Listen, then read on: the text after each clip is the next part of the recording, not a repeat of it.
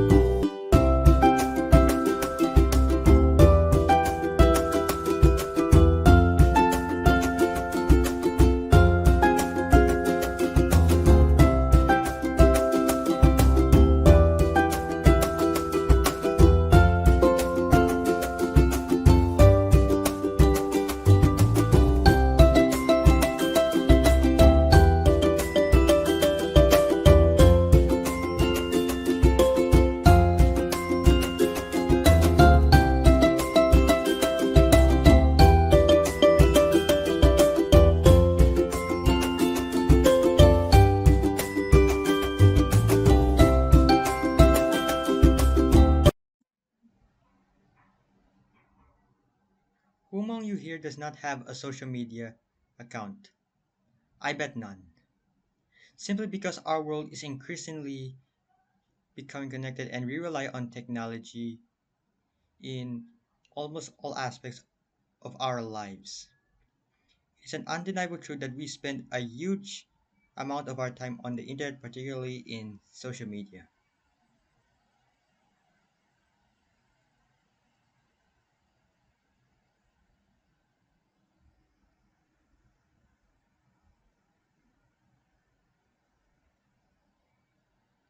According to the Merriam-Webster dictionary, social media is defined as a form of electronic communication through which users create online communities to share information, ideas, personal messages, and other content. It has become a part of our daily lives already and is everywhere and all the time. From scrolling various posts on Facebook, making goofy videos on TikTok, tracking news and updates on Twitter, posting pictures on Instagram, and a lot more.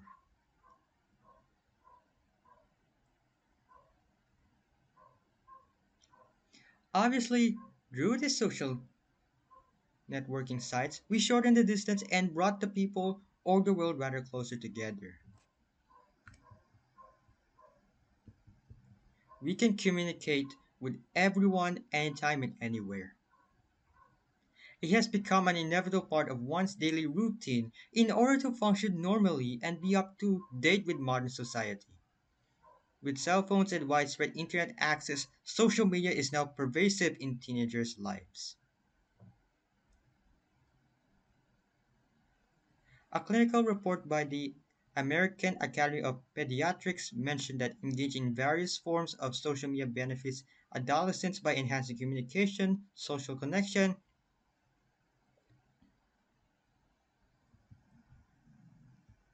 and even technical skills, as well as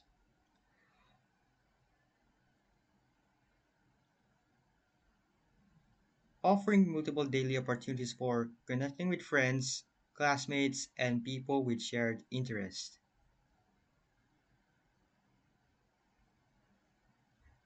Junior and senior high school students are using social media to connect with one another on homework and group projects, to collaborate and exchange ideas about assignments.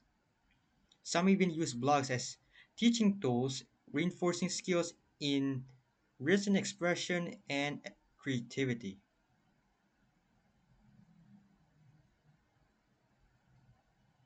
But no matter how social media can be very useful in facilitating information and communication, it's becoming a source of insecurity, possible threats, and vulnerabilities for the users.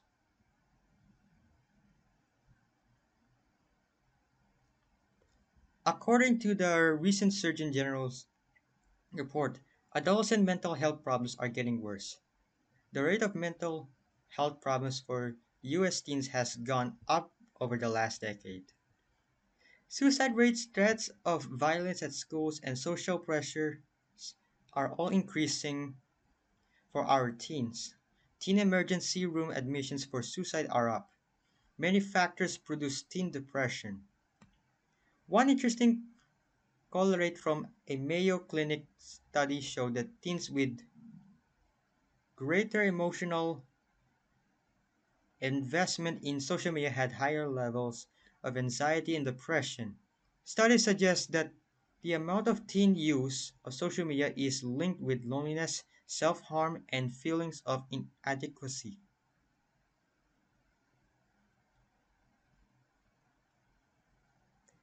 Today's teens grew up as digital natives.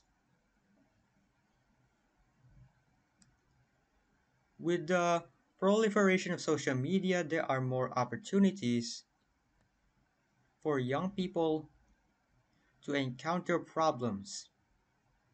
A survey found that 97% of US adolescents use social media platforms and about half are online almost continuously. The survey showed that many teens report experiencing negative behavior online, including name calling, cyberbullying, false rumors, unsolicited, explicit images, stalking, and physical threats. Participating in the ever present social media platforms also exposes teens to prejudiced attitudes and mean or judgmental comments. This online social commentary may trigger some teens into a downward spiral.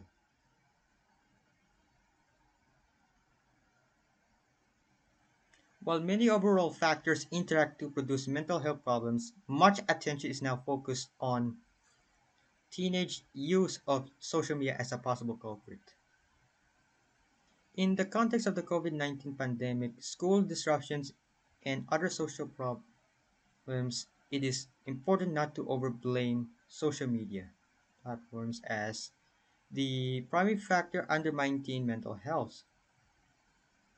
Yet, social media platforms have not sufficiently reduced risk to young users in balance with their feverish attempts to attract them to their platforms. Oh, wait, we have a question here. Why are social media platforms seen as a catalyst for teen dysfunction?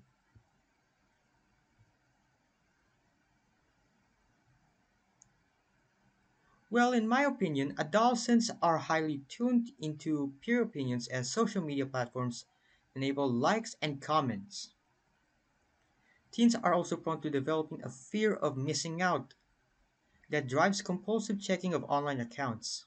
Social media platforms therefore seem to amplify pressure on some things as the venue for continuously seeking social validation.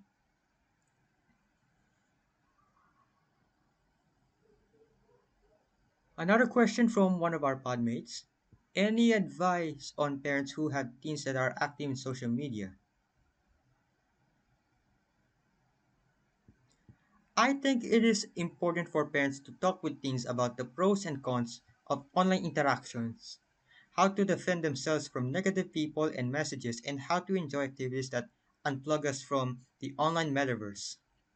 Like in my case, I am very open to my parents and I allow them to access my SMP accounts. In that way, they can easily remind me of possible dangers in terms of my social media interactions since many use these platforms to disguise themselves. So, another tip is that parents may try to use parental controls to limit their teens' access to SMPs. But we know that forbidden fruit can promote curiosity. Adults may be better served by having conversations with young people about what happens online and discuss some mutually agreeable rules. Speaking about toxic influences and how to limit them is a great place to start. Parents can work with teens to help them minimize the harms of these platforms while maximizing their benefits.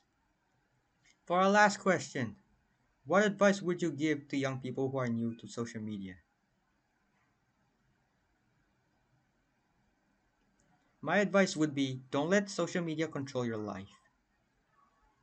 Get your baseline. Do not assume that in order to be someone, you must have a presence on the web. You must take great care with the material they publish. Indeed, not everything is okay and not everything is even legally permissible. Especially that fake news is the order of the day. Always remember, not everyone that appears on social media is true.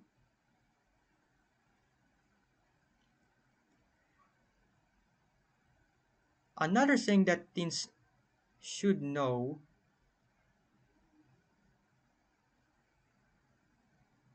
about social networks is that they shouldn't base their self esteem on what happens on these platforms.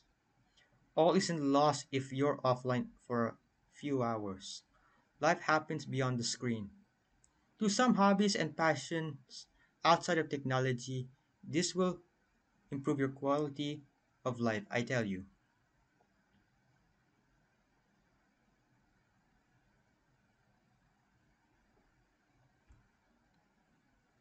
Remember, make the right choices that will benefit you and your entire well being at the end of the day. That's what matters in life.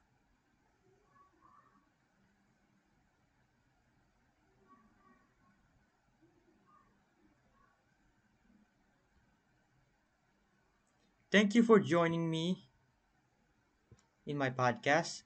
I hope you take some valuable sights or insights from today's episode and have enjoyed it. Let me know your thoughts and don't forget to join me next week for another exciting and fruitful episode. This is Mark Yuan Yusi signing up and saying, God bless us all. See you on my next podcast. Lastly, you may get to watch and see the recording of this podcast in my other social media accounts Spotify, Instagram, Twitter, and Facebook. And please do not forget to follow, like, and subscribe. Until then, Podmates.